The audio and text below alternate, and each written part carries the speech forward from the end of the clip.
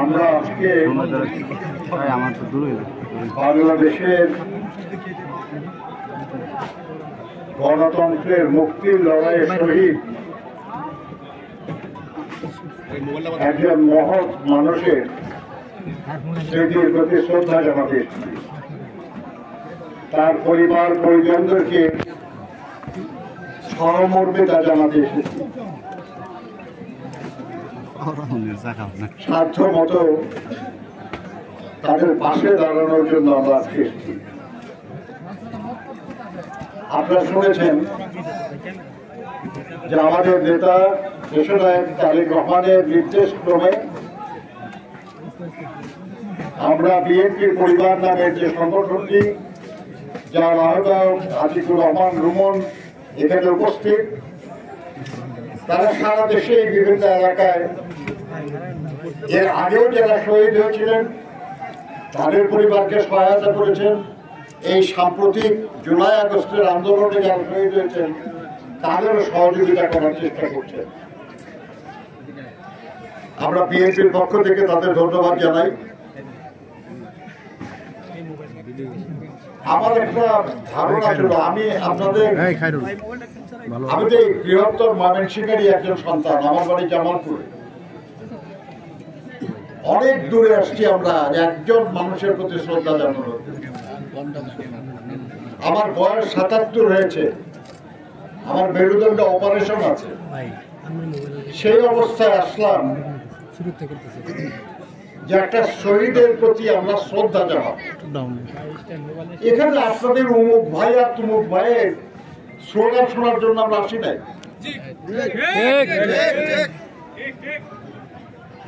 এবং বারবার বলার পরেও আপনাদের এই আচরণ যারা করেছেন, আমি বিএনপির একজন কর্মী হিসেবে লজ্জিত। আমি শহীদ জিয়ার সাথে কাজ করেছি, আমি বেগম খালেদা জিয়ার সঙ্গে কাজ করেছি, আমি দেশনায়ক তারেক রহমানের সঙ্গে কাজ করছি। দলের হুকুম যদি না মানেন, দলের পরামর্শ যদি না শোনেন, আল্লাহর কসম দল করেন না। চামচামি করলে অন্যখানে করেন, বিএনপিতে না। আপনাদের আচরণে আমি রাজনীতি দেখি নাই, কিছু ব্যক্তির প্রতি চামচামি দেখেছি। আল্লাহর রাস্তা এটা বন্ধ করেন, দলের খুব ক্ষতি হয়ে যাচ্ছে। আমি তো স্থায়ী কমিটির সদস্য, অর্থাৎ পার্লামেন্টারি বোর্ডের সদস্য। নমিনেশন যারা দেয় সেই কমিটির সদস্য। তো আপনারা ইভেন্ট করতেছেন, বুঝতে পারতেছেন না যে নিজেরই ক্ষতি করতেছেন। আপনি যাকে ভালোবাসেন তার ক্ষতি করতেছেন, বুঝতেছেন? বন্ধ করেন এসব। আর আজকের এই দিন বিশেষ করে, যেদিন একজন শহীদের প্রতি আমরা শ্রদ্ধা জানাতে আসছি, সেখানে আজকে সবচেয়ে গুরুত্বপূর্ণ তো ওই শহীদ। আজকে সবচেয়ে গুরুত্বপূর্ণ ওই শহীদের পরিবার, আমার চেয়েও গুরুত্বপূর্ণ। এখানে আমার যেসব নেতারা উপস্থিত আছেন তাদের চেয়েও গুরুত্বপূর্ণ। তো তাদের প্রতি শ্রদ্ধা না জানায় আপনাদের নেতাদের শ্রদ্ধা জানানোর জন্য ধাক্কাধাক্কি করবেন, হুলস্থুল করবেন, মানে আছে? এই যে আমার মিডিয়ার বন্ধুরা আছেন, অনেকে হয়তো ছবিটিও তুলে ফেলেছে, খুব ভালো হবে, সুনাম হবে। ধোবাউড়ার এই এলাকার লোকজনের খুব সুনাম হবে, এখানে যারা নেতৃত্ব করেন তাদের সুনাম হবে। কেন করলেন তা? রাজনীতি বুঝেন না, তাই? আর যদি না বুঝেন তাহলে করেন কেন? আপনাদের কতবার নিষেধ করা হয়েছে। আমাদের পার্টির সিদ্ধান্ত এটা যে আজকে দেশের একটা দুঃসময় যাচ্ছে, আমরা গণতন্ত্র ফিরে পাই নাই এখনো। আমরা স্বৈরাচার এবং ফ্যাসিবাদের পতন ঘটিয়েছি, কিন্তু গণতন্ত্র এখনো কোনো প্রতিষ্ঠা করতে পারি নাই। সেটা কোনো প্রতিষ্ঠা হবে নির্বাচিত একটা সরকারের মাধ্যমে।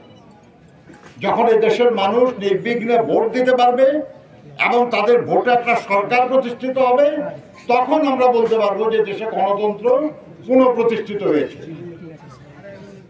সেই জন্য যখন কাজ চলছে, সেই সময় যারা পরাজিত শক্তি তারা যখন বিশৃঙ্খলা করার চেষ্টা করছে,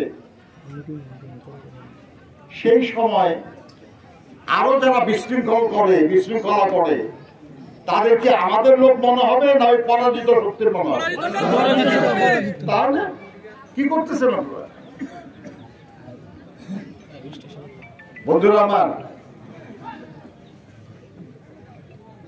মৌলানা সাদিক এবং তার মতো আরো যেসব সহস্রাধিক মানুষ, কোন হিসাবে তার একটু কম কোথাও বেশি, যারা শহীদ হয়েছেন, আমি তাদের সবার আত্মার মাগফিরাত কামনা করছি, তাদের স্মৃতির প্রতি শ্রদ্ধা জানাই, আল্লাহর কাছে প্রার্থনা করি যেন আল্লাহ তাদেরকে শহীদ হিসাবে কবুল করে। যারা আহত হয়েছেন আমরা চাই আল্লাহ যেন তাদের দ্রুত সুস্থ করেন, এবং যার যা সাধ্য আছে, এখানে আমাদের বিএনপি নেতৃবৃন্দ আছে, আমি তাদেরকে অনুরোধ করবো যার যা সাধ্য আছে তাই নিয়ে ওই মানুষগুলোর পাশে দাঁড়ান, তাদের সুস্থ করার চেষ্টা করুন, তাদের পুনর্বাসনের চেষ্টা করুন, শহীদ এবং আহত পরিবার সবার জন্য। আজকে বক্তৃতার কোনো বিষয় না, যে লড়াইয়ে আমাদের সাথীরা জীবন দিলেন, এই লড়াইটা ছিল দীর্ঘদিন ধরে চলা একটা আন্দোলনের চূড়ান্ত